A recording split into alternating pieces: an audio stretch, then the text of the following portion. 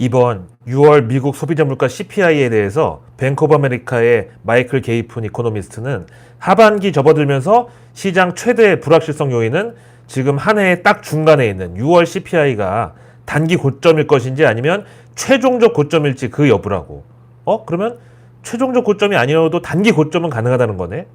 그러니까 이 얘기는 앞으로 뭐 유가가 됐든 아니면 뭐 곡물 가격, 원자재 가격이 됐든 러시아가 유로존이랑 진짜로 이제 자원 가지고 전쟁을 하든 다 떠나가지고 미국 소비자 물가 CPI의 경우는 6월이 단기 고점이 될 가능성이 배제할 수 없다는 뜻이네요. 그러면서 근거로 제시한 게 7월 들어서 WTI 유가는 9% 하락을 했고 미국에서 물보다 더 생필품에 속하는 가솔린, 그 휘발유 선물 가격도 역시 7.6% 하락한 지점에 위치해 있다. 또한 전미 자동차협회 AAA, AAA 여기에 따르면 미국 주유소에서 판매하는 휘발유 가격의 경우는 6월 14일 날 갤런당 5달러, 5.016달러를 찍고 지금은 4.65달러로 하향 안정화가 진행 중이라고 합니다. 다음 웰스파고는 6월 CPI가 컨센서스에 미달할 경우에 일시적이나마 위험자산 선호 심리가 되살아나면서 곧바로 썸머 랠리가 찾아올 것으로 기대했습니다. 이 웰스파고 애널리스트 크리스 하비는 이번 결과를 계기로 시장이 인플레이션은 마침내 고점에 이르렀다는 견해를 받아들이기 시작할 것으로 기대한다고. 하여튼 지금 온통 미국 CPI 이 소비자 물가 때문에 다들 신경이 예민한데 이번 결과가 지난 6월 유가 고공행진을 뭐 10분 반영해가지고 컨센서스대로 8.8이 나오든 뭐 8.9로 나오든 아니면 예상 밖으로 확 꺾여가지고 8.6이 나오든 분명한 것은 미국 소비자 물가 8%라는 수치도 엄청나게 높은 거라는 거예요. 아니 이것도 40년 만에 최고 수준인데 그런데도 시장 참여자들은 8.6%면 그걸 호재라고 막 반긴다고요? 이유는 뭐 예상치보다 낮으니까? 아니 이건 조금 위험해 보이고, 아니 물론 뭐 생산자 물가가 소비자 물가보다 조금 낮은 경향이 또 있고 이게 또 바로 다음날 나오니까 또 생산자 물가가 소비자 물가를 조금 선행한다고, 이런 거 다 좋은데 근데 소비자 물가 8%면 그래 지금 예금금리 많이 쳐줘가지고 뭐 4% 준다고 해도 한 10년 지나면은 현금 가치가 3분의 1 토막 날 정도로 이 8% 물가라는 거는 엄청난 고물가입니다. 아니 근데 도대체 제로금리 때도 현금이 녹는다고 그렇게 선동질한 마바라들은 지금 이런 고물가 상황에서는 또 뭐라고 하려나? 진짜로 현금이 휴지가 되는 거는 인플레이션이 막 치솟을 때, 그럴 때 그렇게 보는 건데 짐바브웨처럼. 근데 제로금리 하에서도 돈이 녹는다고 했고 지금도 또 이제 뭐 돈이 뭐 휴지가 된다. 이거는 도대체 경제학적인 관점으로는 분석이 안 되는 그냥 마바라 세계관입니다. 아니 제로금리면은 돈의 가치가 없어서 제로금리인 게 아니라 오히려 은행에서도 제발 여기 돈 들고 오지 말라고, 우리 보관해주기 힘들다고 그럴 정도로 경제 상황이 비상시국인 거니까 당연히 그럴수록 현금을 더 잘 지켜야 된다고, 현금을 더 잘 확보해야 된다고 그렇게 말해야 그게 전문가 아닙니까?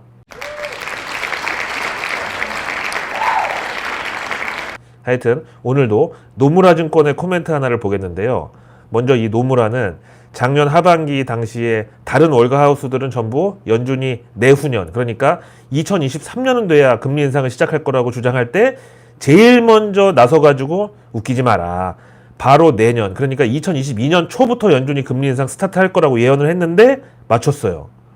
그 다음에 막상 금리 인상을 시작한 뒤로도 0.5%포인트 빅스텝도 다들 막 긴장하고 막 이게 웬일이냐고 막 호들갑 떨고 그럴 때 갑자기 노무라는 6월 FOMC에서 0.75%포인트 금리 인상 나온다고, 당시로서는 표현도 진짜 낯설었던 자이언트 스텝 이런 용어를 꺼내 들었는데 진짜 연준이 그렇게 했잖아요. 이거를 이행하면서 다시 또 월가 쪽집게 하우스 뷰의 명성을 추가했습니다. 그런 바로 노무라 증권에서 오늘은 연준이 내년 9월부터 다시 금리 인하에 돌입할 거라고 그렇게 리서치 보고서에서 예언을 했습니다. 이걸 보고 와, 그럼 이제 1년만 기다리면 다시 유동성 장세가 찾아오는구나, 신난다, 지금 무조건 그냥 땡빛을 내서라도 물타기 해가지고 주식 수량을 이빠이 늘려놨다가 내년에 연준이 다시 금리 인하 시작하면은 주식시장에 또 유동성 파티 벌어질 때 그때 비싸게 팔아야지, 이렇게 생각하면 정말 위험한 대응이 될 수 있습니다. 노무라에서 연준이 내년 9월부터 금리를 다시 인하하기 시작할 거라는 이 전망의 배경에는 연준 입장에서는 하여튼 경제가 죽든지 말든지 결국 그놈의 인플레이션을 완전히 때려잡는데 성공할 것이라는 그런 뜻이 담겨 있는 거예요. 근데 그 과정에서 얼마나 큰 고통이 수반될지는 뭐 80년대 폴 볼커 사례를 보면 알 수 있잖아요. 원조 인플레 파이터 이 폴 볼커가 당시 금리를 거의 우리가 전기 포트에 물 끓이듯이 정말 그런 완전 초스피드로 금리 끌어올릴 때 실물 경제 완전히 박살나가지고 막 실업자 급증하고 그러면서 온갖 데서 막 살해 협박받고 아침에 출근하려고 집 앞에 나가보면은 앞에 막 눈알 파놓은 막 그림 같은 거에다가 막 이상한 동물 핏자국에다가 뭐 하여튼 그래가지고 출퇴근길에 권총을 손에 들고 다녔다잖아 그때. 하여튼 그러면서 노무라는 유럽중앙은행 그리고 유로존도 이런 코스를 따라갈 것이라고 전망을 하면서 유럽중앙은행 ECB도 연준처럼 금리 인상이란 긴축 급발진을 일단 한 다음에 내년 3월까지 1.75% 금리 인상을 밀어붙이고 결국 유로존 경제가 침체에 빠져들면은 다시 내년 6월부터 금리 인하 기조로 돌아선다고 함께 예언을 했습니다. 국내 증시에서 유럽 계좌금이 한 30% 조금 안 되는 수준인데 물론 거기 보면 뭐 케이먼 제도, 룩셈부르크 뭐 다 들어가 있지만 아무튼 그런데도 다 ECB 금리 영향을 받는 곳이기 때문에 유로존 긴축이 이렇게 또 연준 따라서 속도가 올라가기 시작하면은 우리 K 증시의 수급에 있어서 좋을 건 없다. 일단 오늘 한국은행 0.5%포인트 빅스텝 금리 인상 했고요. 현재 우리 기준금리가 2.25%, 미국이 1.75%인데 만약에 이제 7월 26일 FOMC에서 연준이 이번에도 자이언트 스텝으로 0.75%포인트 금리 인상을 단행하면 한미 금리는 마침내 역전이 됩니다. 이게 2020년 3월인가 그때 이후로 거의 2년 3개월 만에 금리 역전 나오는 건데 이건 근데 뭐 올 초부터 미리 얘기가 다 나왔던 거기 때문에 뭐 선반영이 돼 있다고는 하지만 그래도 자금 유출의 우려는 일단 경계를 할 필요가 있습니다. 주식시장뿐만 아니라 채권시장도 자금 유출 가능성 마찬가지인데 사실 증시보다 이 채권시장에서 외국인 자금 진짜 이탈하고 탈출하기 시작하면은 이거는 진짜 손쓸 방도가 없어요. 만약에 뭐 증시에서 외국인 빠지는 게 가게에 손님이 좀 없어가지고 장사 안 되고 뭐 이런 차원이라고 하면은 채권시장에서 자금 빠지는 거는 아예 그냥 빚쟁이들이 쳐들어와가지고 주방에 가스하고 양념통, 후라이팬 이런 거 다 들고 나가버리는 거라서 진짜 대책이 없습니다. 그러나 외국인들의 우리 원화 표시 채권 투자의 그 패턴은 달러랑 같은 그 안전자산 배분군에 속해 있지가 않기 때문에 그런 점에서는 또 다행입니다. 외국 중앙은행이나 연기금 같은 데가 제일 큰 비중을 갖고 있는 채권은 당연히 미국채하고 미국 우량기업 회사채 같은 그런 달러 표시 자산이고요.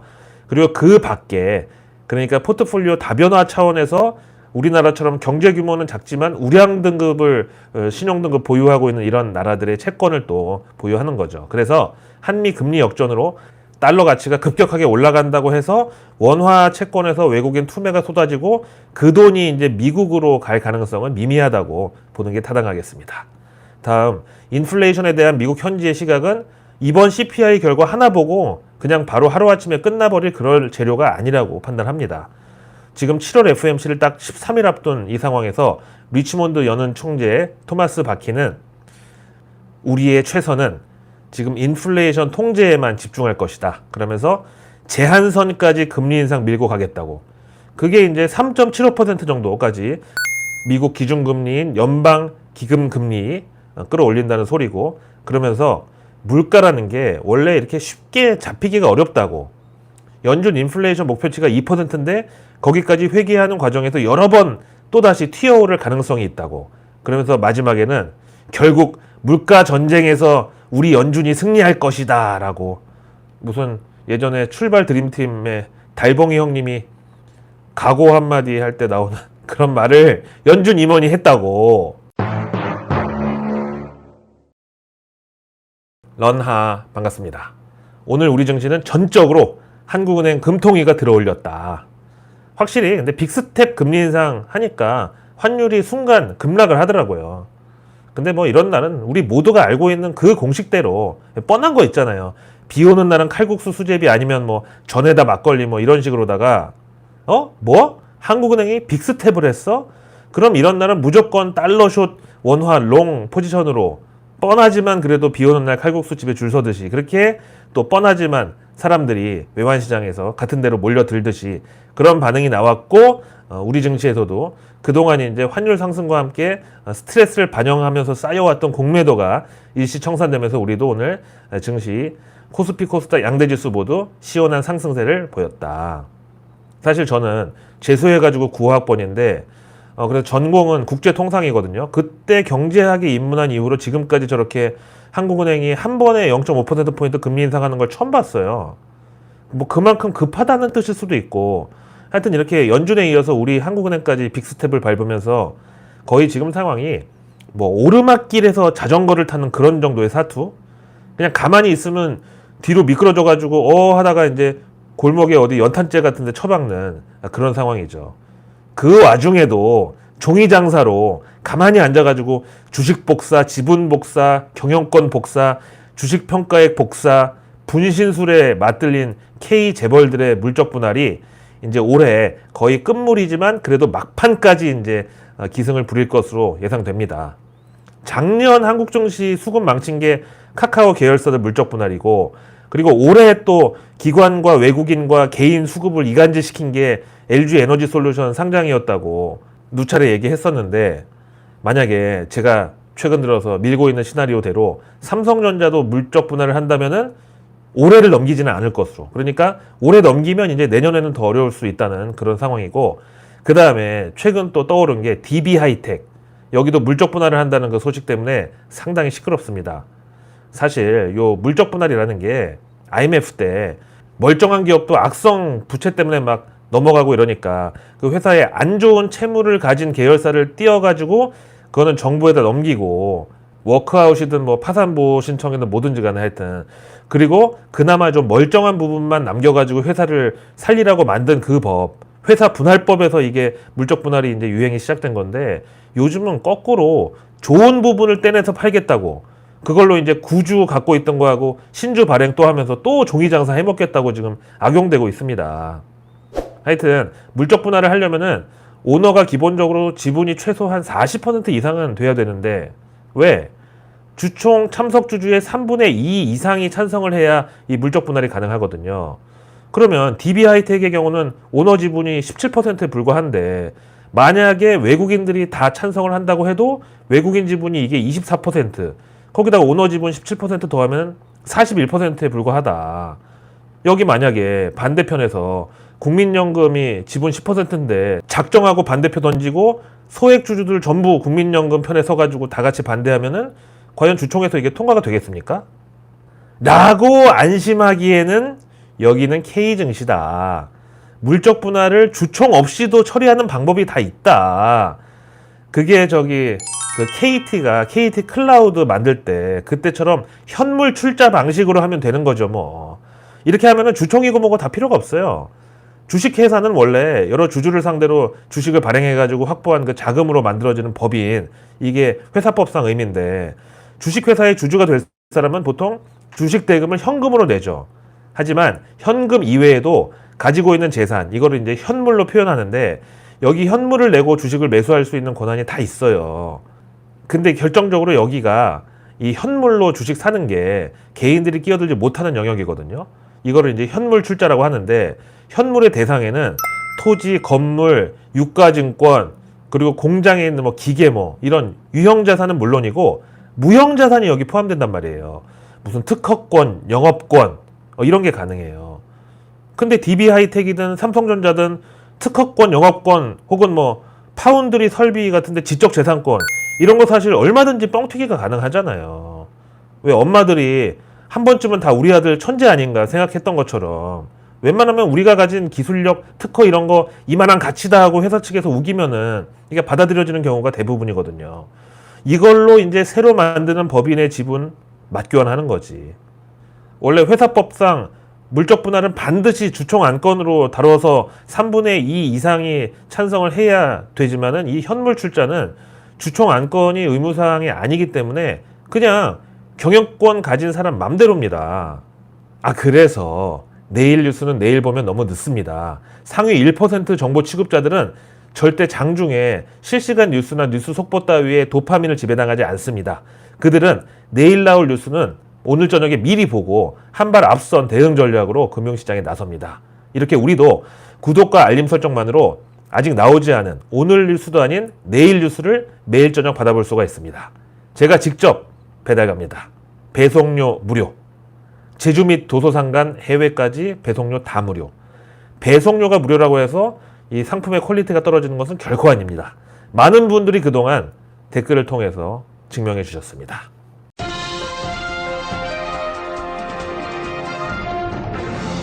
내일은 7월 14일 목요일입니다. 먼저 정부 일정은 거시경제금융회의가 있습니다. 오늘 한국은행 금통위 빅스텝에 대해서 만약에 이게 급격한 시중 이자율 상승으로 이어져 가지고 실물 경제에 충격을 주면 어쩌나 이런 대책, 그럼 결국 또 은행 옥죄기로 이어질 수 있고, 그 다음에 오늘 밤에 나오는 CPI 결과를 또 우리나라 거시경제금융회의에서 다루지 않을 수가 없겠죠. 다음 내일 또 정부에서 국정현안 점검조정회의도 있습니다. 여기는 글쎄 금융시장 안정대책보다 노골적으로 말하면 공매도의 한시적 금지안이 혹시 언급이라도 있을 가능성이 있는데 저는 개인적으로 좀 반대예요. 왜냐면 애널리스트 입장으로 사실 지난 코로나 때도 공매도 금지하면서 외국인들 절반이 빠져나갔고요. 그 다음 이제 연말 돼가지고 또 공매도 금지 6개월 연장한다고 결정하면서 외국인들 남은 절반에서 3분의 1이 또 빠져나갔거든요. 사실 공매도 반대하시는 분들, 그리고 외국인만 무기한 환매기일 주는 거 시정하라고 이 주장 다 맞는 말씀이고요. 전적으로 동의합니다. 진짜로 그분들 얘기 틀린 말 하나 없어요. 맞다니까요. 말 그대로 기울어진 운동장이다. 이 표현 맞는데 그때 어쩌겠어요. 이 세상에 안 기울어진 운동장이 어디 있어요. 아예 지구 자전축 자체가 21도 삐뚤어져 있는데, 하여튼 이 공매도도 일종의 뭐 외상거래, 도매거래 뭐 이런 거에서 시작한 거잖아요. 근데 이제 장사하시는 분들 잘 알겠지만 시장에서 원래 도매하고 소매하고의 그 차별은 그거는 어떻게 할 수가 없는 거라는 거 아시잖아요.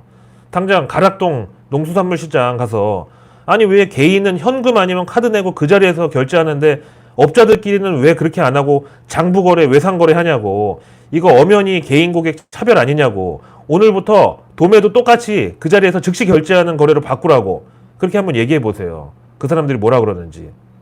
아니 그냥 뭐 말도 없이 그냥 바로 그 길로 구리 첨가물 시장하고 노량진으로 농수산물 거래선 다 바꿔버리는 거죠 뭐.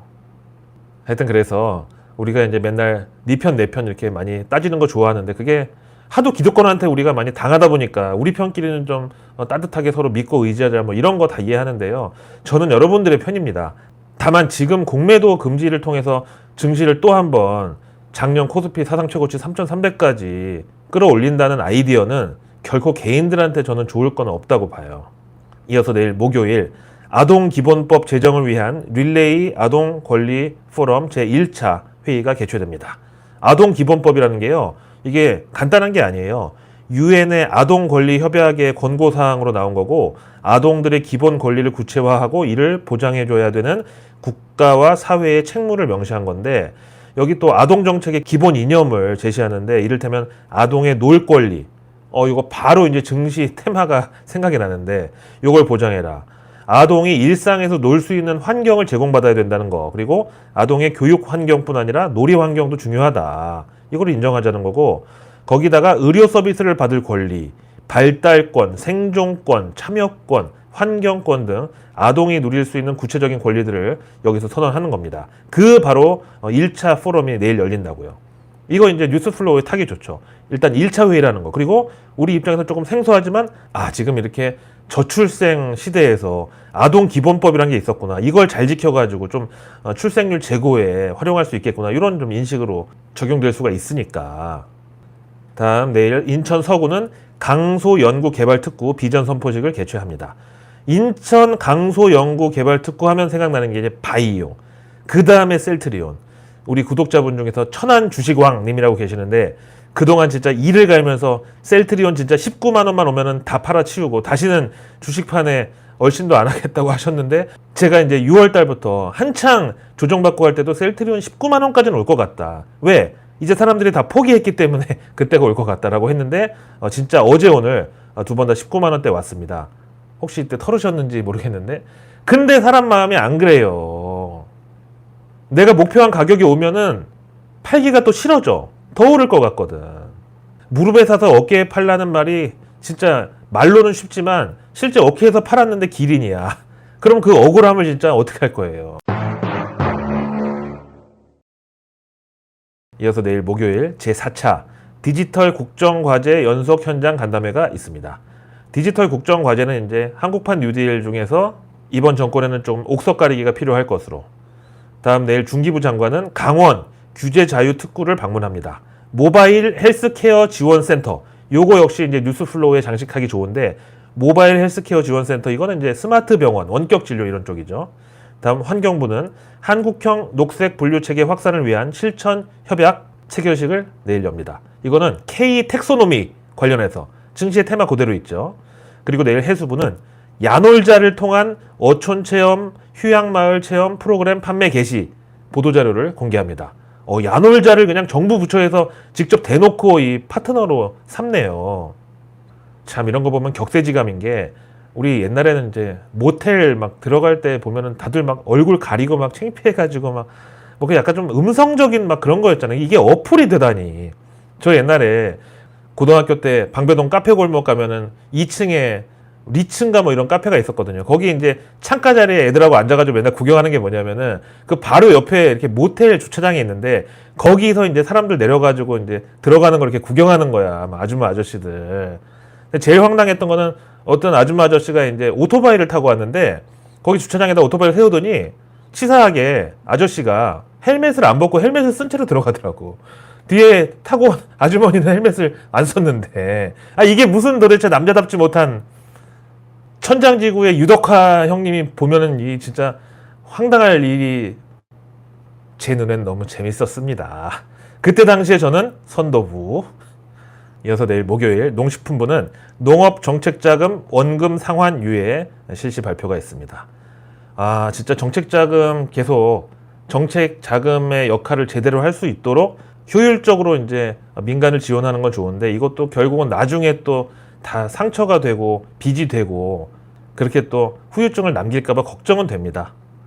다음 내일 한국은행은 2022년 상반기 위조지폐 발견 현황 및 화폐 위조범 검거 유공자 포상 발표가 있습니다. 요거 뉴스플로우 타기 좋죠.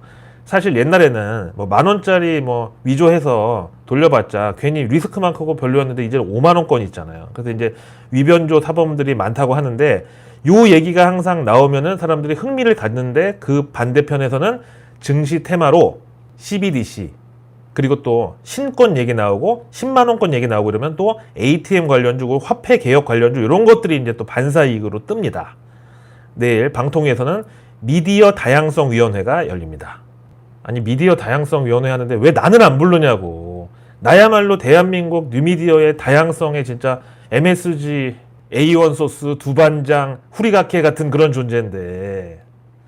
내일 경제 일정은 국민보건의료 실태조사 결과가 있습니다. 요거는 이제 어떤 질병이 최근에 많이 늘어났고, 요거는 이제 또 바이오 관련 업종. 근데 아마도 고령화 때문에 치매 치료제 관련돼 있는 그런 업종이 주목받기 좋죠. 다음 내일 6월 ICT 수출입 동향. 참 ICT 수출입 동향 보면은 맨날 사상 최고치 좋은데, 그놈의 원자재 가격 올라가면서 그 수입 가격 때문에 무역 수지가 자꾸 악화되고 있습니다. 내일 국제 유가 전망 및 국내 유류 가격 동향 보고서가 정부에서 또 나옵니다. 그리고 2021년 국내 인구 이동 통계. 요거는 사실 부동산 쪽에 관련된 재료예요. 그리고 내일 유럽연합은 하계, 그러니까 이제 여름철 경제 전망 보고서가 나옵니다. ECB 유럽중앙은행 금리 인상이 이제 7월 달에 있을 예정인데, 만약에 여기도 0.5%포인트 빅스텝 간다. 이거 진짜 그러면 글로벌 유동성 환경 급격한 위축에 한 발 또 내딛는 겁니다. 그리고 내일 일본에서는 5월 산업 생산, 중국에서는 6월 외국인 직접 투자. 많이 줄어들었다고 하는데 또 어떤 쪽에서는 중국 테크주들의 외국인 자금이 몰려들고 있다고 하고, 하여튼 중국 통계는 좀 조심해서 봐야 돼요. 그리고 내일 호주에서는 6월 실업률, 그리고 미국에서는 오늘 CPI에 이어서 내일은 6월 생산자 물가지수 PPI가 공개됩니다. 근데 CPI만큼의 어떤 영향력은 없을 것으로. 그 다음에 연준 크리스토퍼 월러 이사가 연설을 합니다. 이어서 이벤트는 내일부터 24일까지 부산 국제 모터쇼 열리네요. 거의 한 5년 만에 열리는 것 같은데, 코로나 때문에. 일단 14일날 이제 프레스데이고 15일날 정식 개막이고요. 이 자리에서 현대차 그룹이 아이오닉 6 공개하고, 그 다음에 현대차가 인수하는 보스턴 다이내믹스 그 로봇 회사 있죠. 여기에 사족 보행 로봇, 스폿 등등 해가지고 로보틱스 관련 제품들을 현대차 그룹에서 야심차게 공개한다고 합니다. 내일 목요일 증시 일정은 우선 우리 옵션 만기일이고요. 미국은 또 금요일날 옵션 만기일입니다. 그리고 내일 영창 케미칼 상장합니다. 대신 밸런스 12호 스펙도 역시 내일 상장하고요. 그 다음에 수산 인더스트리가 이틀 일정으로 수요 예측에 나섭니다. 다음 롯데그룹이 하반기 사장단 회의를 개최합니다. 회의 열심히 하는 건 좋은데요. 롯데는 아직까지 소비자들한테 인식이 어떻나요? 잘 아시죠? 특히 일본 여행 막 대중화되면서 일본에 가서 롯데 과자 제품 같은 거 똑같은 품목 비교해서 나온 막 그런 유튜브 영상 같은 거 보면 진짜 이건 좀 너무나다 싶어요. 그리고 롯데 유통 쪽이랑 또 거래처 관계로 일해봤던 분들 보면 아직까지도 진짜 그 갑질이 엄청나다고 하고, 어쨌든 롯데그룹에서 이제 차세대 먹거리를 밀고 있는 게 실버 산업이라고 합니다. 우리는 이거 미리 알고 내일 만약에 장중에 뉴스 나와가지고 막 증시에서 반응이 나오더라도 절대 거기 도파민을 지배당하지 않는 게 좋겠습니다. 내일 미국에서는 실적 발표 기업들이 이제 드디어 굵직한 것들이 막 나오는데요. TSMC 대만 반도체 실적 발표 있고, 월가 대표 금융주 JP모간, 모간 스탠리, 그리고 에릭슨이 실적을 발표합니다. 오늘 비도 많이 오는데 하루 종일 고생 많으셨고요. 저는 내일에 또 내일 뉴스를 들고 찾아뵙겠습니다. 고맙습니다.